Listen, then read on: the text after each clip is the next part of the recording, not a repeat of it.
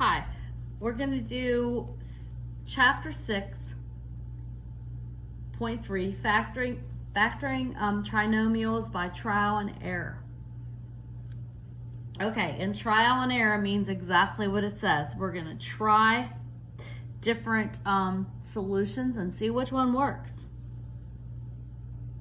Okay, what we're going to do really is FOIL backwards is the way I like to think of it. So let's just put a little review of FOIL up here. Let me multiply x plus 2 times x plus 4. Just to remind you what FOIL is. FOIL, first, outer, inner, last. First two, x times x is x squared. Outer two, x times 4 is x4, or we write 4x. The inner two, 2 times x. So we say 2x, or we write 2x. And then last two, 2 times 4 is 8. And then remember, we can add common terms. So we have x squared plus 6x plus 8. Okay, that's just a little reminder about how FOIL works. Now in this section, we're doing trinomials, which remember is a polynomial with 3 terms, and we're going to factor. So we're going backwards. And the only way we really can do that, there might be 1 or 2 tricks, but what we're going to do is trial and error. We're just going to try some things until we get one that works.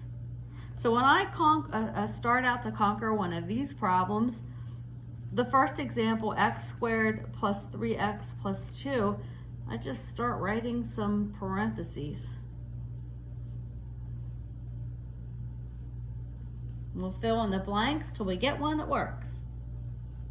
All right, in this problem, the first two need to multiply together to give you x squared. So we don't have any choice here but x and x.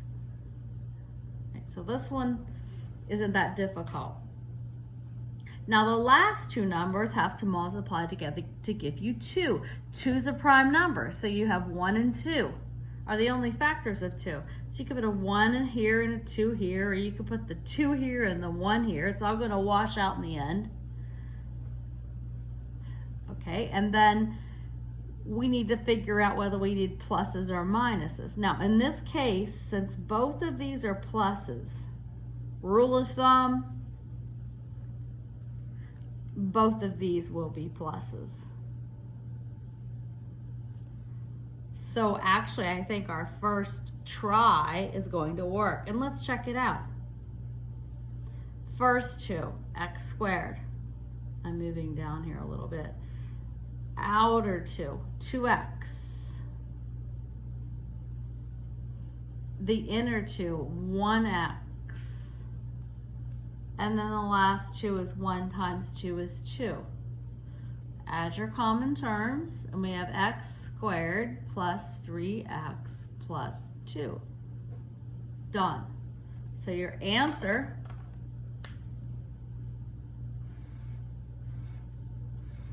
is x plus 1 times x plus 2, or x plus 2 times x plus 1. Okay, let's do one that's got a little bit difficult. More difficult. Okay, first of all, always look for some common term that you can factor out. 33, 44, and 44, the number 11 is just crying out to me to be factored out of this. So let's do that first. 33 divided by 11 is 3. So you have 3x squared minus 44 divided by 11 is 4.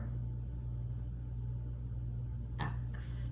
And then their minus sign here. And 44 divided by 11 is 4. So now we have this problem here that we're going to factor. And the 11 gets recopied, so trial and error is just this part. All right, underneath here, I will go ahead and write out some. I'm not going to forget about my Mr. 11 here.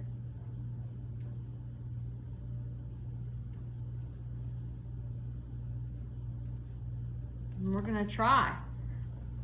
until we get the right answer. Okay, you start out by thinking about the first two. The first two have to multiply together to give you 3x squared. All right, 3 is a prime number, so 3x and 1x, and you normally don't write the 1, but you can if you want to, are the only two choices you have there. You can put the 1x here and the 3x here, it doesn't matter. Okay, the last two numbers need to multiply together to give you 4. This is not prime, so you've got some choices. 1 and 4. So we got 1 and 4. That's one choice. And this is going to make a difference in this problem. Whenever you have negatives, you could put the, let me put the 3x and the 1x here. You could put the 4 here and the 1 here. That might work. But also 2 times 2 equals 4.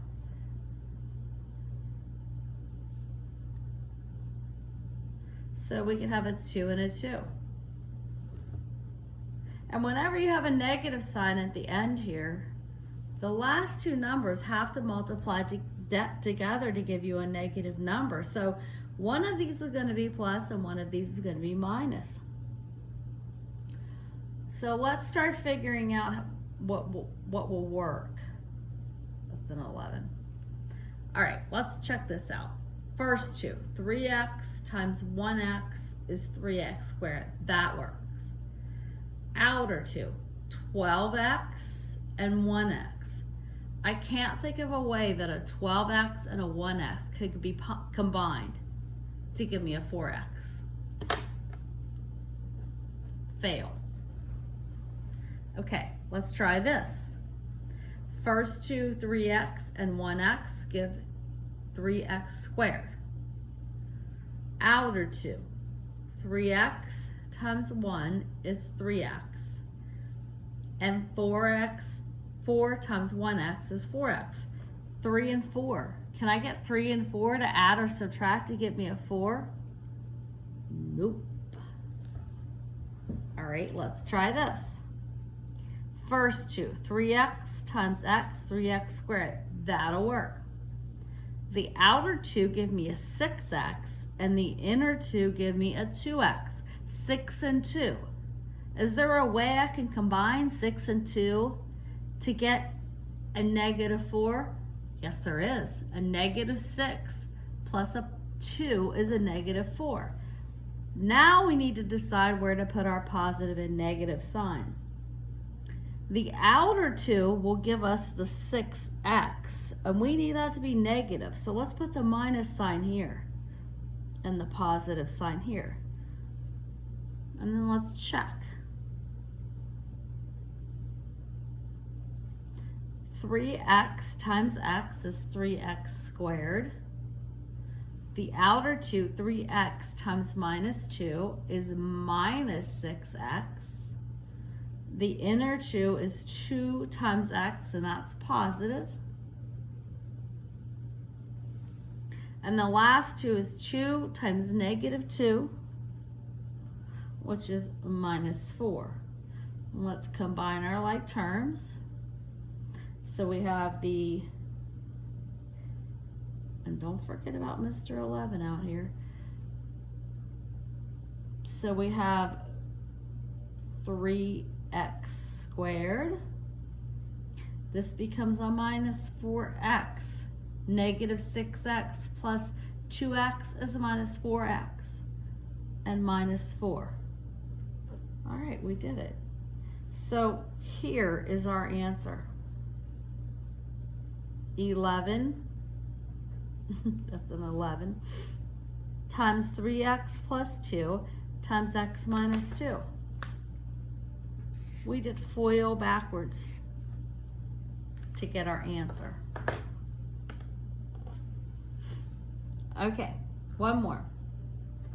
This one, the reason I threw this one in here because there's an x to the fourth and an x to the squared. You just need to treat this the same way as all of the other ones. First, look and see if there is a number that you can factor out. And there is no number that is common to these three. terms. So let's start out by writing our first term. So let's just try some stuff here.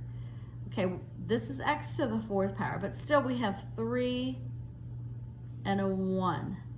But we write x squared this time, because the first two multiplied together in FOIL is 3x squared times 1x squared, which is going to give us the 3x to the 4th. 11, luckily, is prime. So we really only have 1 and 11 that are factors of 11. We could put the 1 here and the 11 here. Or let me recopy my first two terms we decided on. And we could put the 11 here and the 1 here. Now notice this is negative. So the last two terms have to multiply together to give you a negative number. That means one's got to be positive, one's got to be negative. So let's see what's happening here. 3x squared times 1x squared is 3x to the 4th. Good.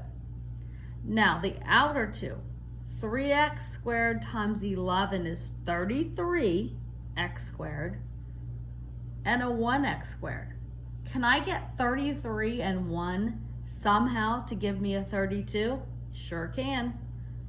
Just make sure that you have the negative in front of the 33. So 3x squared with the outer two, if I put the minus sign here and the plus sign here, I think that's going to work for us. Let's check.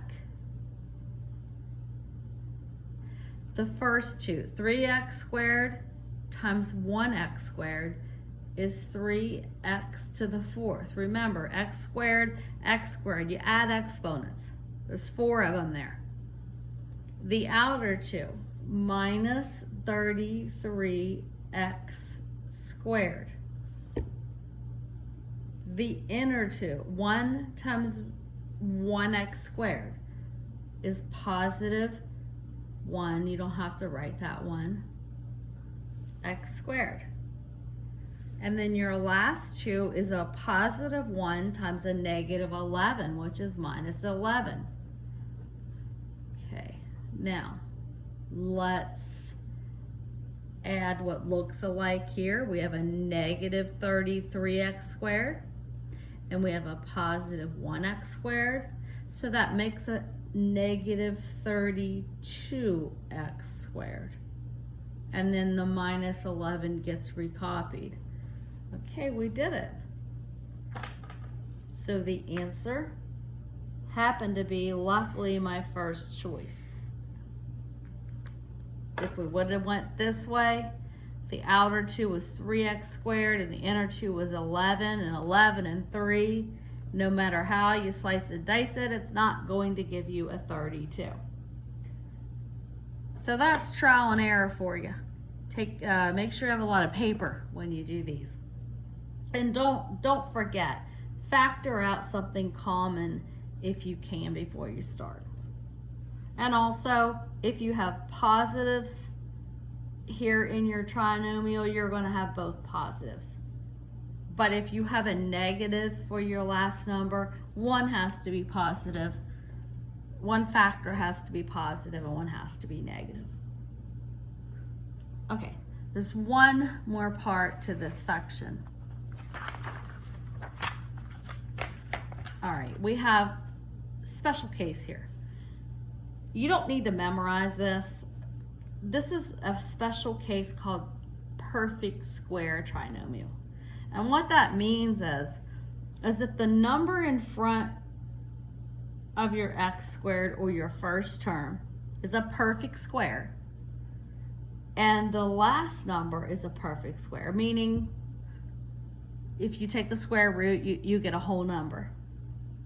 Then your answer, when you do trial and error, these two are both going to look exactly alike. So that gives you a hint. But if you can't recognize it or don't see it, you can still do trial and error. You don't have to memorize this formula. Okay, so let's do trial and error. The first two need to be x, And the last two have to multiply together to give you 9. So you could have 1 9, 1 and a 9. You could have 3 and a 3. But because the perfect square trinomial tells us that if you do have a perfect square here and you do have a perfect square here, you can go ahead and jump a bunch of stops and put 3 and 3. And check it out. These are both positive, so positive, positive, and let's check. First two, x squared, outer two, 3x, inner two, 3x. Last two is 3 times 3 is 9. Add like terms. X squared plus 6x plus 9. Okay, so that's a little trick for you. If you don't recognize it and you went and you put a 9 and a 1, a 1 and a 9, it would have been a fail and you would have ultimately ended up with the same answer. So here's one more perfect square example for you. First, always see if you can factor out something. 49, 7 times 7, 1 and 49, 56, 16. I don't see anything common I can factor out. So trial and error is what we need to use. But in your homework, thankfully, they tell you it's a perfect square trinomial. Because the square root of 49 is 7. And the square root of 16 is 4. So those are both perfect squares. So right away, we know, instead of having to mess around with a 49 and a 1x squared, we know that we use 7x. I meant 49x and 1x. 7x and 7x. And for the 16, we don't have to mess around with the 8 and 2, or 2 and 8, or 1 and 16, or 16 and 1, all the factors of 16. We notice it's a perfect square, so we use 4y. Like I said, trial and error is not going to mess you up here. But if you do notice that, and especially if you're given a hint, then you just take the square root of 49 and put the 7 here for the first two. Don't forget your x's. And the last is a perfect square as well. So 4y and 4y. Now we do have a minus sign here and a plus sign here. So that's one we really haven't discussed. Both of the last terms have to multiply to give you a positive number, and the inner two have to add up to give you a negative number. So it would make sense that both of these need to be negative. That way when you do the outer and the inner, you do end up with a negative number, and when you multiply the last two, you end up with a positive. And let's check. First two, 49x squared. Outer two, minus 28xy.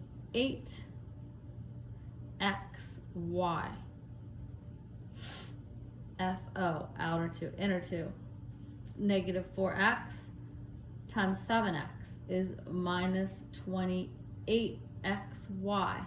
And then your last two is a minus and a minus, 4y and 4y, gives us the plus 16y squared.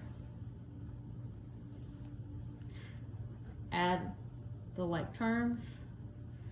49x squared. 28 plus 28 is 56, and they're both negative, so it's negative 28 plus negative 28 is negative 56xy, and then you have your little lonely 16y squared.